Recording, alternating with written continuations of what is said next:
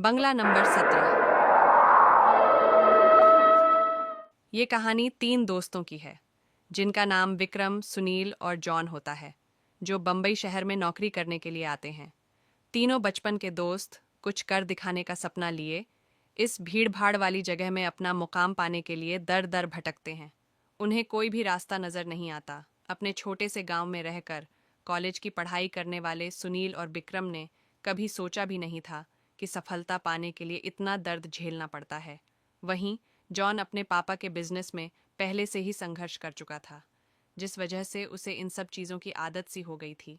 John अच्छे से जानता था कि सफलता इतनी आसानी से नहीं मिलेगी, क्योंकि उसने अपने पापा को दिन रात मेहनत करते हुए देखा था। तभी तीनों को सुबह से भटकते भटकते शाम हो जाती है, लेकिन न कोई नौकरी और न ही कोई रहने का ठिकाना उनके हाथ लगता। तीनों मायूस होकर एक छोटे से होटल में खाना खाते हैं। दरअसल उनके पास कोई खास पैसे भी नहीं होते। वह तो सिर्फ अपनी 1-2 दिन की व्यवस्था बनाकर निकले थे। उन्हें लगा था कि आते ही उनके साथ कोई चमत्कार होगा और उनको नौकरी मिल जाएगी। तीनों एक बिल्डिंग के पास पहुंच जाते हैं। कुछ देर बाद सभी बिल्डिंग के गेट के पास बैठ जाते हैं। 1-2 घंटा बैठे हुए गुजर जाते हैं। तभी बिल्डिंग के चौकीदार की नज़र उन पर पड़ती है और वह जोर की आवाज़ में उन्हें डांटते हुए कहता है, कौन हो तुम लोग? यहाँ क्यों बैठे हो? तीनों अजनबी शहर में किसी को पहचानते नहीं और न ही उनका कोई ठिकाना है। तीनों अपनी जगह पर जल्दी खड़े हो जाते हैं और अपनी बात चौकीदार को बताते हैं। चौकीदार को तीनों की हालत देखकर उन पर तरस आता है। उसे एहसास होता है कि कुछ सालों पहले ऐसे ही वह काम मांगने आया था। तब किसी ने उसे सहारा दिया था और आज कम से कम वह इतने बड़े शहर में छोटे से काम के साथ जीवन यापन कर पा रहा है। जॉन उन तीनों में थोड़ा समझदार होता है। वह चौकीदार से कहीं रहने के जुगाड़ की बात कहता है, क्योंकि उसे पता है कि अभी उनकी हालत किराया देने की नहीं है, तो उन्हें कोई किराया से कमरा क्यों देगा। तभी चौकीदार अपने एक दोस्त से फ़ोन पर बात करता है, जो वहीं से कुछ ही दूर बंगला नंबर 17 में साफ सफाई का काम करता है। चौकीदार अपने दोस्त को सारी बात बताता है। तभी उसका दोस्त कहता है कि मेरे साहब तो अपने परिवार के साथ 2 महीनों के लिए बाहर गए हैं, तब तक मैं रहने का इंतज़ाम कर सकता हूँ। यह बात सुनकर तीनों दोस्त बहुत खुश हो जाते हैं और वह जल्दी से चौकीदार से कहते हैं कि आप हमें बता दीजिए, हम उनके पास कैसे पहुंच सकते हैं। चौकीदार कहता है कि वह बंगला थोड़ा दूर है, रात को वहां कोई टैक्सी ऑटो भी नहीं मिलेगा। आज तुम लोग यही सो जाओ, कल सुबह हम साथ चलेंगे। तीनों उसकी बात मान जाते हैं। सुबह उठते ही तीनों चौकीदार के साथ बंगले में पहुंच जाते हैं। बंगले की खूबसूरती देखकर तीनों दोस्त हक्का बक्का रह जाते हैं। उन्हें यकीन ही नहीं होता कि उन्हें इतने अच्छे बंगले में रहने का मौका मिलेगा। बंगले का नौकर तीनों दोस्तों को गेस्ट रूम में ले जाता है।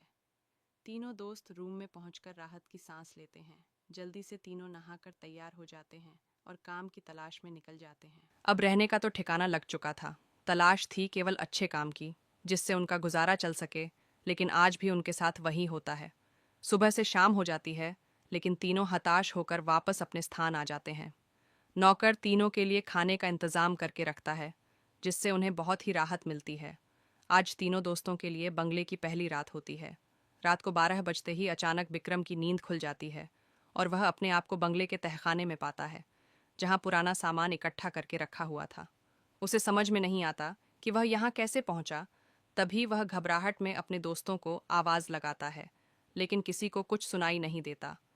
तभी उसके कानों में सब कुछ सुनाई देना बंद हो जाता है और सिर्फ एक औरत के रोने की आवाज़ जाती है। विक्रम चिल्लाकर पूछता है, कहाँ हो तुम? क्यों रो रही हो? अगले ही पल विक्रम अपने बिस्तर में होता है। वह डर के कारण पसीने से लथपथ हो जाता है। वह अपने दोस्तों को जगाता है। तुमने कोई सपना देखा होगा। इस बंगले में तो हमारे अलावा कोई भी नहीं है।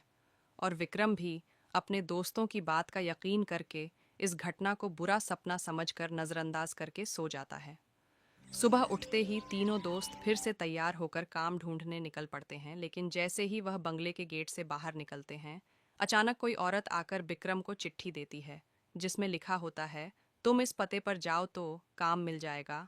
और औरत अचानक भागते हुए उनकी नज़रों से ओझल हो जाती है। तीनों दोस्त की सोच में पड़ जाते हैं कि हमें काम की ज़रूरत है। यह इस औरत को कैसे पता, लेकिन तीनों को काम की बहुत ज़रूरत होती है। उन्हें लगता है कि भगवान ने उनकी मदद करने के लिए किसी को भेजा होगा और तीनों उसी दिशा में आगे निकल जाते हैं, जहाँ का पता उस कागज़ में लिखा होता है। यहाँ पहुँचते ही उन्हें एक बहुत ही बड़ी बिल्डिंग दिखाई देती है। दरअसल ये बहुत बड़ी कंपनी होती है और तीनों कंपनी के गेट पर पहुँचते हैं और वहाँ के सिक्योरिटी गार्ड को चिट्ठी दिखाते हैं।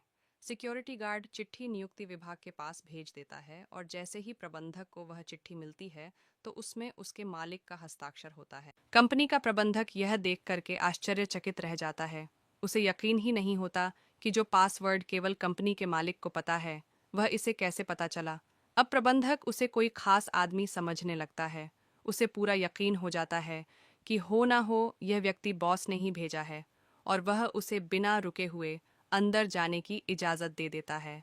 जॉन और सुनील यह सब देखकर समझ नहीं पाते कि विक्रम को यह सब कैसे पता। तभी अचानक विक्रम सभी को बॉस के चैम्बर से बाहर जाने को कहता है और चैम्बर का दरवाज़ा बंद कर देता है। कुछ ही घंटों के बाद प्रबंधक को बॉस का फ़ोन आता है और बॉस प्रबंधक से पूछता है कि मेरे कंप्यूटर को किसी ने इस्तेमाल किया था। तभी प्रबंधक सारी बात बता देता है। बॉस गुस्से में मैनेजर को बोलता है, जल्दी से जाओ और उसे रोको नहीं तो मैं बर्बाद हो जाऊंगा। और जैसे ही प्रबंधक चैम्बर का दरवाज़ा खोलता है तो वह देखता है विक्रम बेहोश पड़ा है। प्रबंधक अपने सुरक्षा कर्मियों से उसे उठाने को कहता है और कुर्सी पर वापस बैठाता है। तभी विक्रम को होश आता है। प्रबंधक गुस्से में विक्रम को बोलता है, तुमने क्या किया? मेरे बॉस बहुत नाराज़ है। लेकिन विक्रम को कुछ याद नहीं कि वह अपने बंगले के गेट से यहाँ तक कैसे आया है। दरअसल बात कुछ दिन पहले की है जब बॉस को 1 करोड़ का फायदा होने वाला था। तब मीना नाम की लड़की का हस्ताक्षर चाहिए था। बॉस ने मीना को पास बुलाया और कहा कि तुम मेरे कागजात पर अपने हस्ताक्षर कर दो। तब मीना ने साफ मना कर दिया था कि मैं इन कागजात पर अपने हस्ताक्षर नहीं करूंगी।